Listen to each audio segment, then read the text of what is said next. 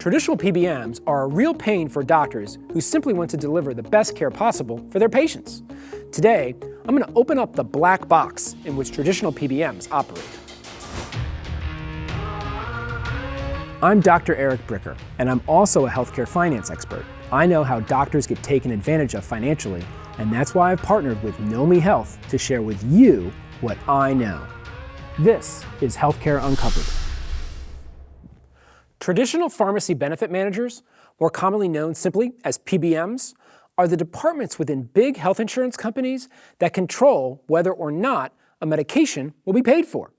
The big three in this space are CVS Caremark, Express Scripts, and Optum Rx. Here's how the process works, or at least should work, or actually doesn't work.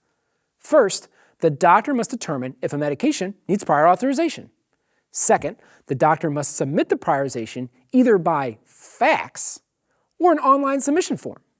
Third, the prior authorization tech at the PBM needs to enter the information from the fax into their own prior authorization system.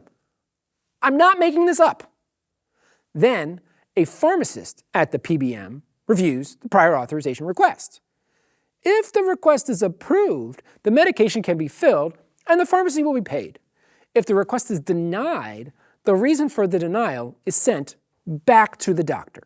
If the doctor disagrees with the denial, which is usually the case, the request can be escalated to a medical director at the PBM. Then all bets are off. But assuming things go fine, even then, the prior authorizations can take 1 to 3 business days, which can delay patient care and potentially harm patients. In fact, 25% of doctors say prior authorizations have caused adverse health events in their patients. And 16% say that delays due to medication prior authorization have resulted in unnecessary patient hospitalizations. Yes, PBMs are making people fare worse, not better. But why do these medication prior authorizations exist in the first place? When health insurance companies contract with employers and governments, they tell them that they will decrease overprescribing by requiring prior authorization for certain medications. And employers and governments believe them. That's right, the ultimate payers for healthcare in America are employers and governments, federal, state, and local. And these payers think doctors prescribe too many medications. Here's the thing though, are payers wrong to think doctors overprescribe?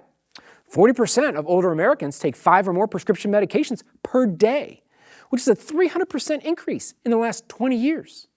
Unfortunately, with more medications comes more adverse events.